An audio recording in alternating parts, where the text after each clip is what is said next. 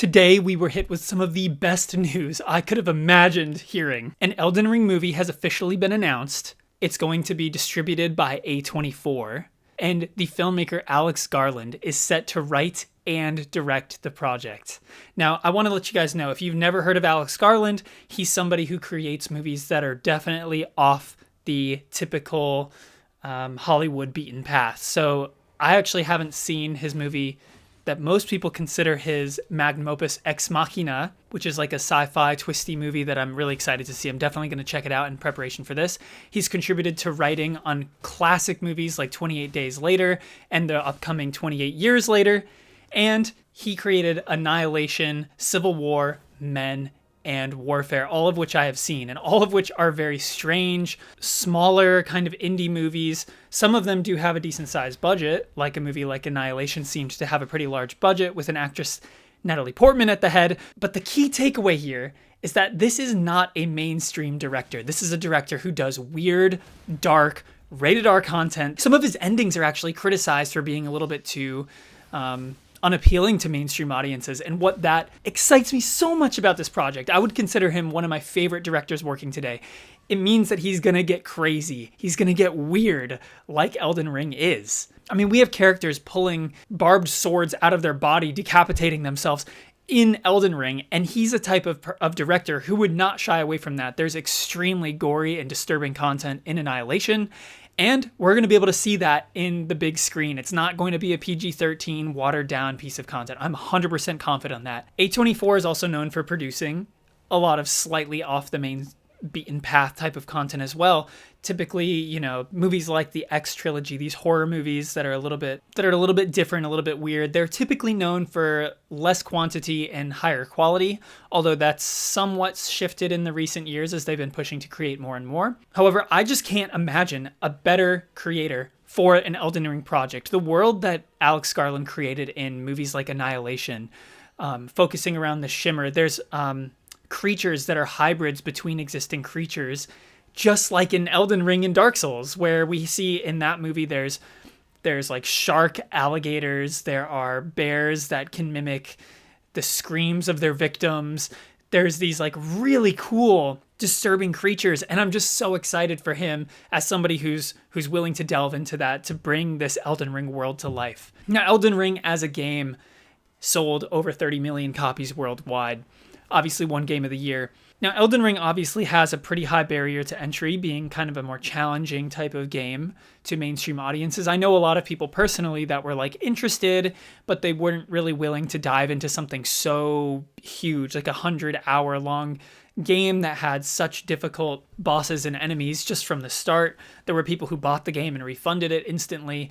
This is actually a way to get more mainstream appeal, where people who aren't necessarily willing to play the game might be willing to try the movie. Now, if we got all 30 million people to buy a ticket, which is probably unlikely, the movie would cap at around 300 million in the box office. Now, I'm hoping, you know, being a project that is a little bit more of a gamble, a little bit more of a risk, and A24 being slightly a smaller production company, I'm hoping that we can get the budget to really make this world come to life. Although I know Alex Garland is somebody who's able to make a smaller budget stretch and make it seem bigger than it actually is. Annihilation only had a budget of $40 to $55 million, and absolutely looked beyond that. I think something really exciting too is that we have George R.R. Martin coming in to produce the film. Now, a producer there's a lot of varied levels of a producer's involvement. It could be as simple as slapping your name on a production in order to help promote it, which obviously is possible with someone like George R.R. Martin. I know he was quoted in the past saying, I was really not that involved with the creation of the game. And I think he just created the world at the start and then handed everything over, and Hidetaka Miyazaki and the rest of the FromSoft team kind of took over from there. Now, the thing is, he has a lot of experience with script writing and being kind of closely involved in those first 4 seasons of Game of Thrones up until the end. Obviously, we won't talk about that, but he has experience in the industry, and it would be awesome to see him get a little bit more hands-on in creating a more compact story that really fits. But my biggest question out of all of this is, what story are they going to tell? Because I find it really unlikely that we're going to be telling the story of us as the Tarnished.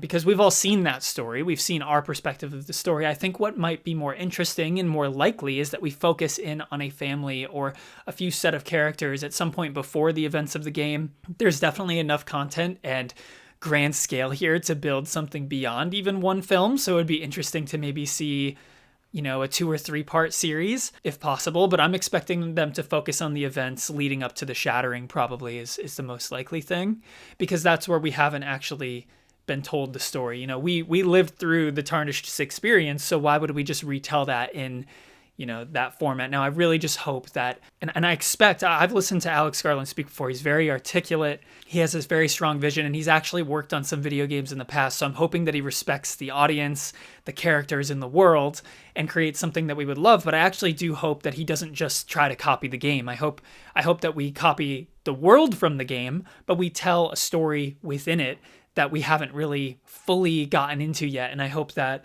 we just see the creatives from FromSoftware being a core key player in the development of this film. I hope that, Miyazaki's involved. I hope that George R.R. Martin is involved, and I hope that they all collaborate to create something truly amazing. And I'm so excited for this, guys.